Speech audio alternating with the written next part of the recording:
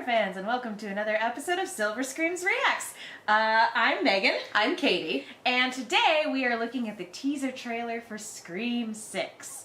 And holy fuck. Yeah, which, I'm not gonna lie, I am a little bit concerned because of how quickly it's come out in succession to the previous one. However, that is also in the proud tradition of Scream sequels. Isn't Sydney not going to be in it? Yes, this is the first, it's not the first Scream property without Sidney Prescott because the television series. But the TV series was also its very own much its thing. own thing. This is the and first. And Sydney was not part of it. This is the first film in the mainline series that does not have Neve Campbell, and you know, I won't spoil the fifth movie if you haven't seen it, but there are other legacy characters that probably won't be returning as well. I will say there are two ways to go about this. The cheap-ass way, where they kill them off screen, or the right decision, where they just kind of maybe mention them, but they're fine. Everything's fine. Look, this is still being done by Radio Silence. I have faith in them to not do the terrible, horrible, no good decision of killing Sidney Prescott off screen because she is a badass and that is disrespectful as hell. So, they clearly, I mean, these are the guys that put For Wes at the end of the last movie.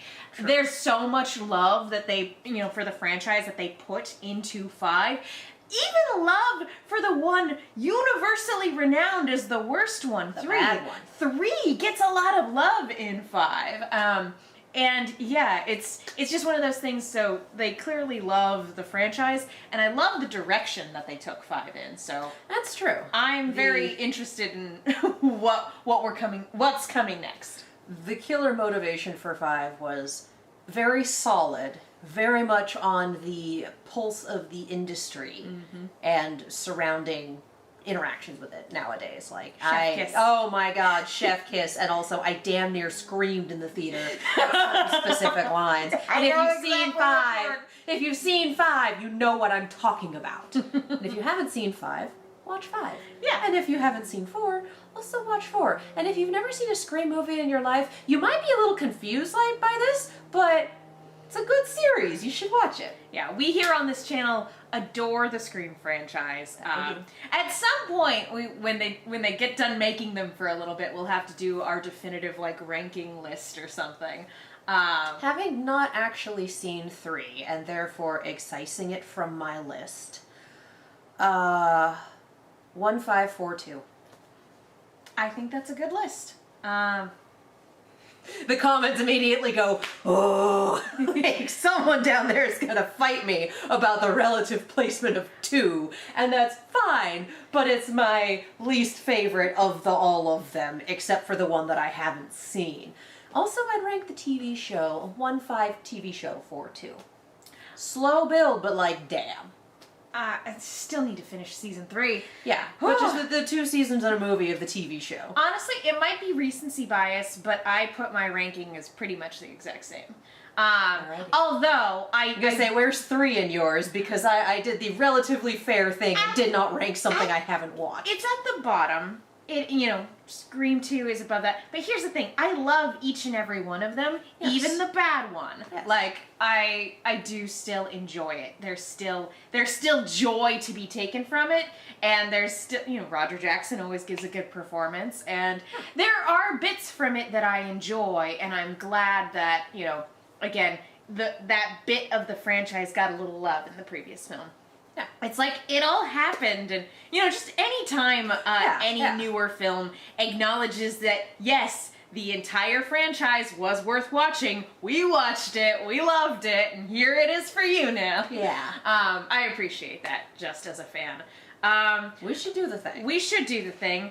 It's only 60 seconds, so we don't know exactly how much content we're gonna get, but... Well, we've already got a couple minutes with our definitive rankings. There we go. All right. In that case, yes. And in that case, without any further ado, Scream 6.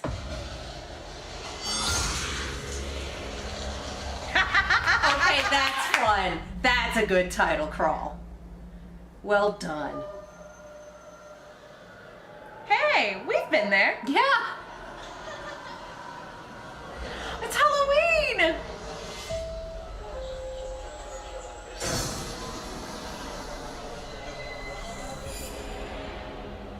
Hey, protagonists. Jenna. Oh. Guys? There was a Babadook back there.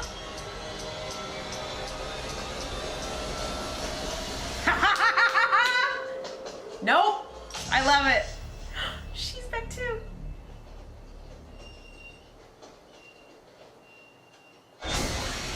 Oh no. Come on, guys.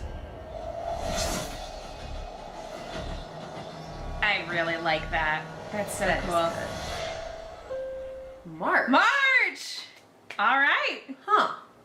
So, which makes sense that they'd I don't know, what stage it, wrapping up production they're in, but it makes sense not to give it a January release like the previous one, because that's when Megan is dropping. That's true. I mean, January is also kind of considered the horror graveyard. Again, Maybe not as much anymore, but generally speaking, that is often where you throw a horror movie when you think it can't compete I'm in starting October. to think that that's no longer the case.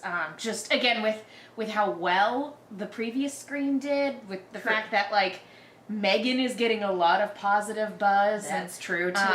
Yeah, they're We did a reaction to that, by the way. If you want to watch a minute and a half of trailer and If you would 14 like- minutes of me recovering from 10d10 of psychic damage. If you would like to watch Megan and Katie react to a movie about Megan and Katie. That would be the 10d10 psychic damage, yes. I didn't know going in. She did. I will say I didn't get spoiled for anything really about this, but I did see. There's not really much to spoil. No. But I did see hashtag Ghostface takes Manhattan trending earlier today, which I absolutely adore. And again, if you know your horror history, Jason Takes Manhattan is very much a thing. And was 80% filmed on a boat. Yeah, they did get that. Jason Times did not Square take shot. Manhattan for very long. It's more like Jason briefly interacted with Manhattan. Jason briefly inconvenienced Manhattan. But the last, we were talking about number 3 getting a lot of love. I like this for a couple of reasons. One, it's a continuation of the story of the characters that I really liked the cast from the previous movie, so it's a continuation of their story. But Every 3 movies, we get the fuck out of Woodsboro.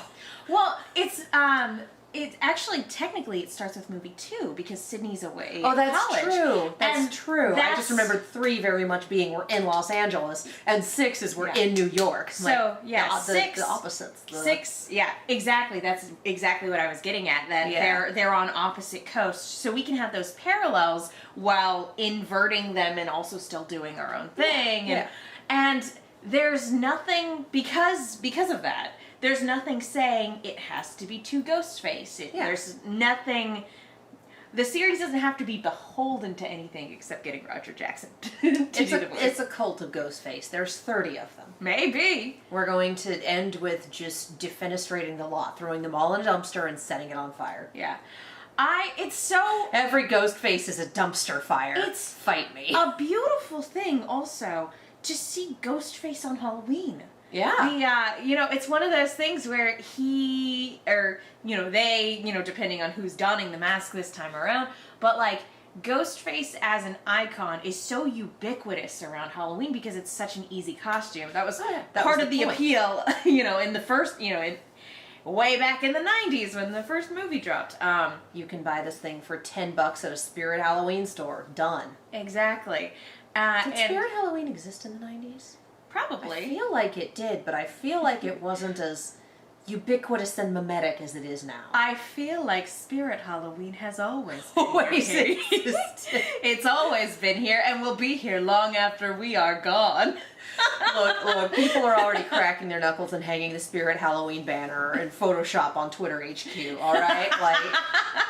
They move It's a rough one, but so fast. they move so fast. yes, my favorite is still the Critical Role joke for it. But And if you don't know what I'm talking about for that, having just made a joke about Twitter HQ being empty, tweet me and I will explain it.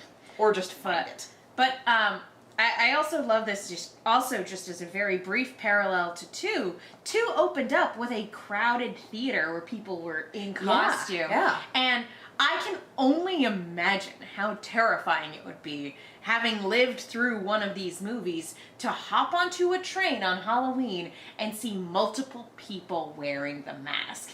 Even if, like, yeah, that would be I would be so insanely paranoid, like, if that was my life. Well, and I mean, like, thank you, brain. That was very helpful.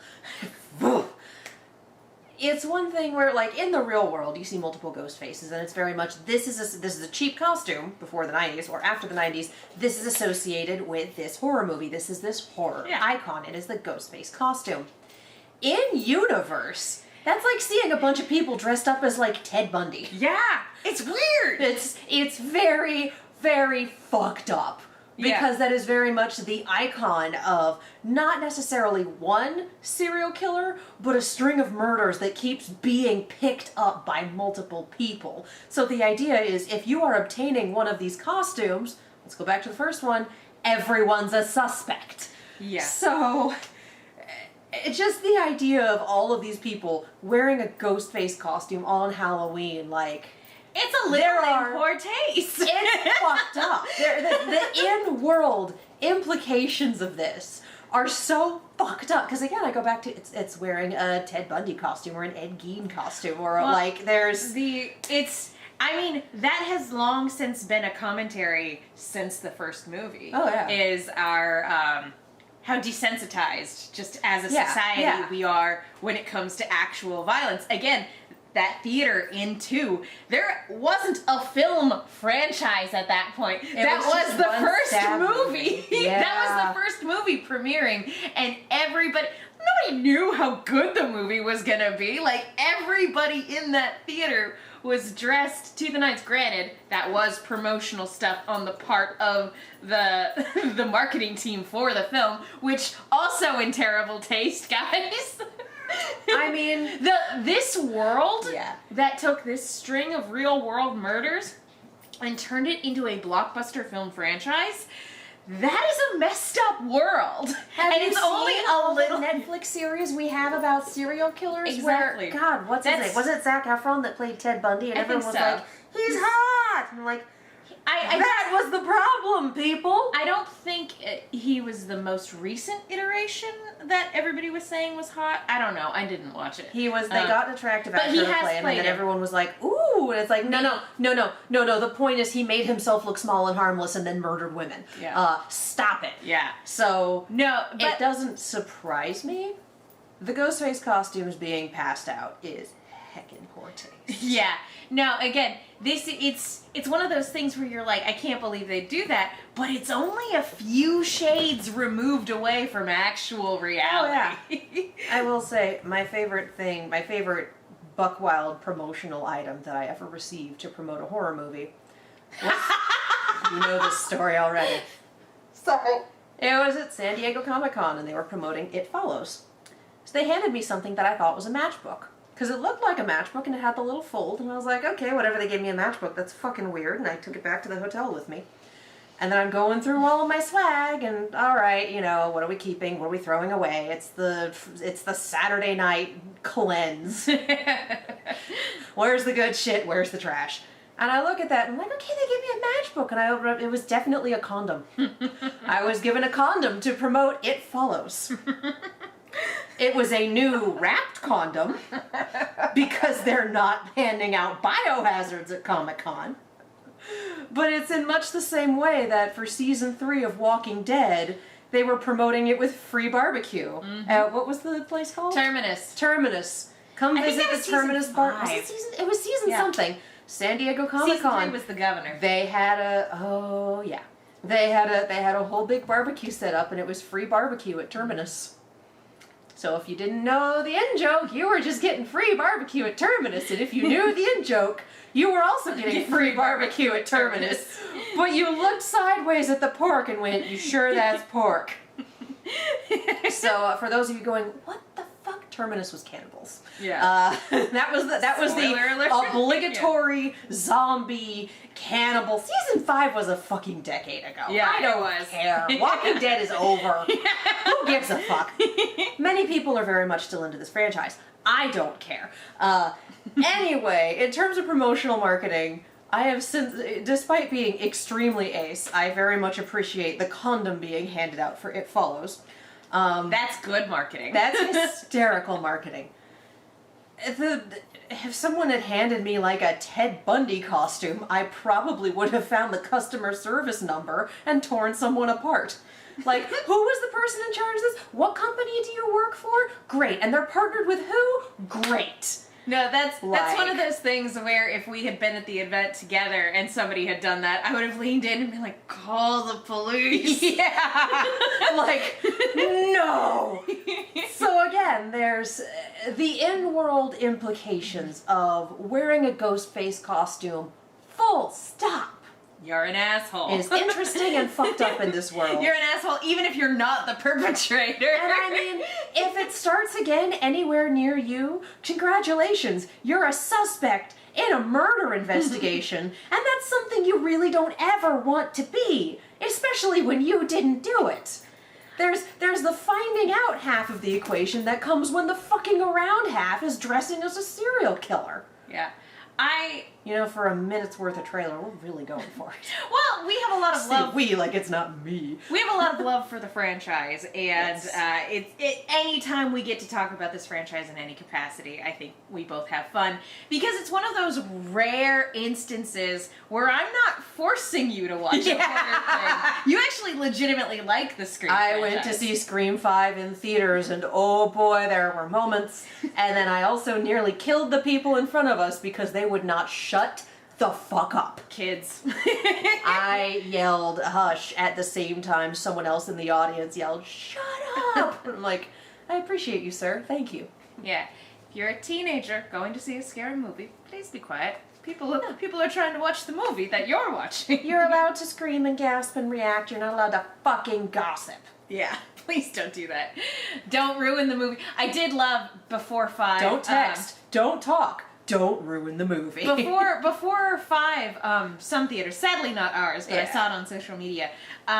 They did a don't spoil this movie, but they had Ghostface doing it. Oh my gosh. So it was like, I appreciate that. I feel like Ghostface should give like those movie PSAs of don't talk, don't text, don't do this, don't do this. Here's your theater etiquette, or else. Or else, yeah. But I also, just talking about set pieces in this franchise, I get a kick out of any time Ghostface manages to do anything effectively in a crowd. Like, That's true. I very much enjoy that. Like, it doesn't happen super often. Like, it happens a couple times in 2. And like I think in 4 and things like that. But I'm always very impressed where it's like you've got this person in a costume, essentially in a crowd, and getting away with it. Like, they should not be getting away with it. Why is this allowed? But because of whatever circumstances are going on, they manage to get away with it, and it's always very impressive as a set piece. Yeah. Just being surrounded by people who, in theory, should be able to help you, but they don't, you know? Because it's just, oh, it's someone in a costume. Or it's like, I don't want to get involved. I don't want to get stabbed. It just, it's apathy or self-preservation or just not noticing. Having paying done the attention, train yeah. in New York, sometimes you just get on a train and you keep your head down. Headphones Like- in, eyes on the ground. Headphones in, world out. So, yeah. It's, that said, I think the point where I feel like if someone was actually, like, calling for help, it's one thing Oh, to yeah. just watch. It's another thing to be like, that guy's after me. Yeah. But, Don't always articulate in the moment. You don't always, and you don't want to look like the weirdo on the train. You don't want to get thrown off. It's a weird balance, and actions are generally believable when it comes Yeah. to I acting in a think public setting. one of the best examples of how to do it right is in Scream 2, Dewey and Gail and Randy are all in that courtyard. They've got him on the phone. Dewey and I I said Courtney. No, you I said didn't. Gail. Gail. I said Gail, but I was said thinking Gail. Courtney Cox. Yeah. But Dewey and Gail are searching for him, and Randy is sort of acting as a distraction. And you're not worried necessarily about the other people in the scene, like, apart from, like, oh, Ghostface could come from anywhere, because Randy is actively, like, trying to get this person's attention and kind of draw him out, which it works. Yeah, unfortunately. But that was a great example of these are characters in broad daylight. There are other people around, and Randy still gets got, you know?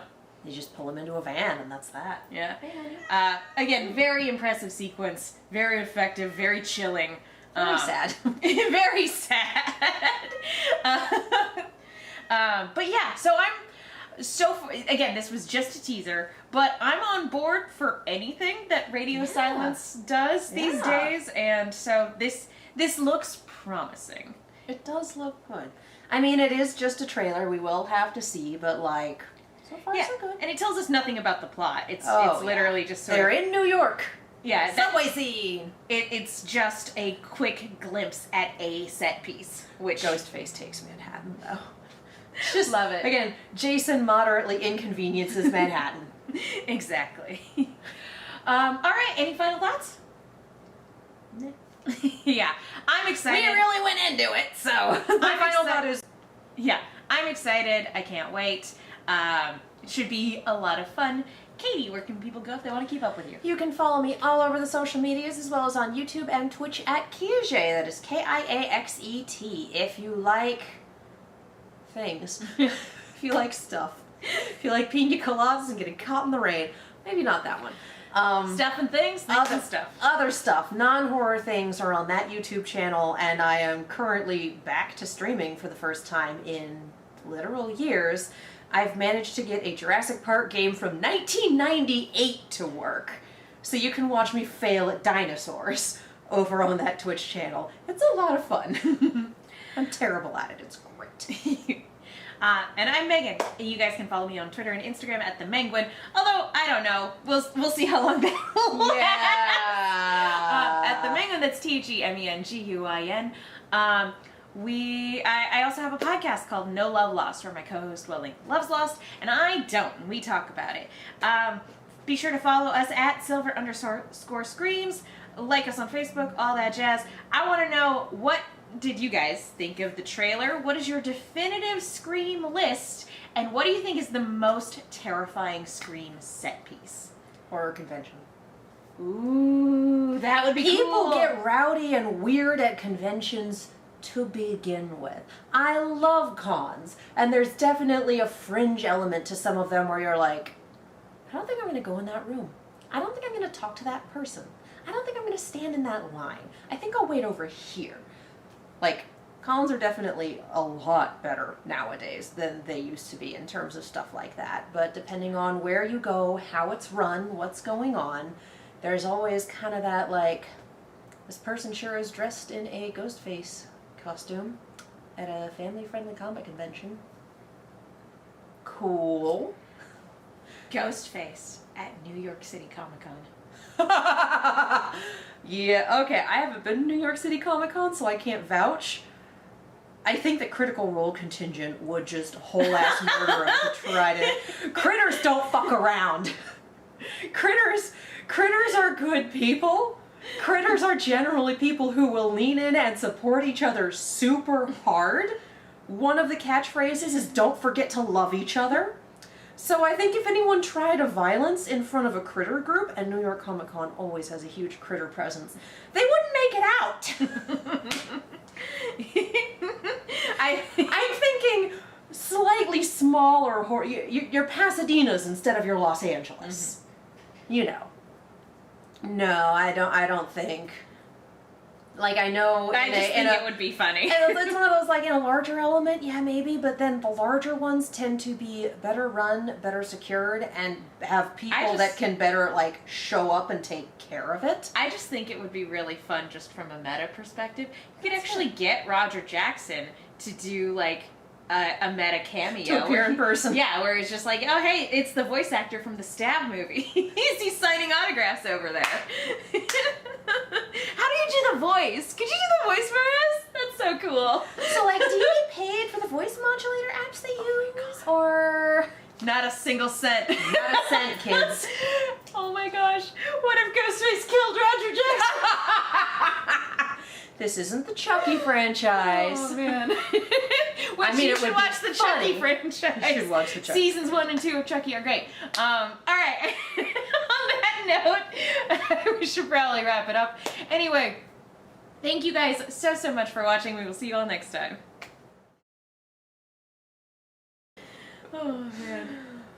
I don't think that the Sydney from the Scream litter at our cat shelter has been adopted yet. But Aw. she's so heckin' cute. She might be by the time the video goes. Oh, that'd be great. It'd be really good.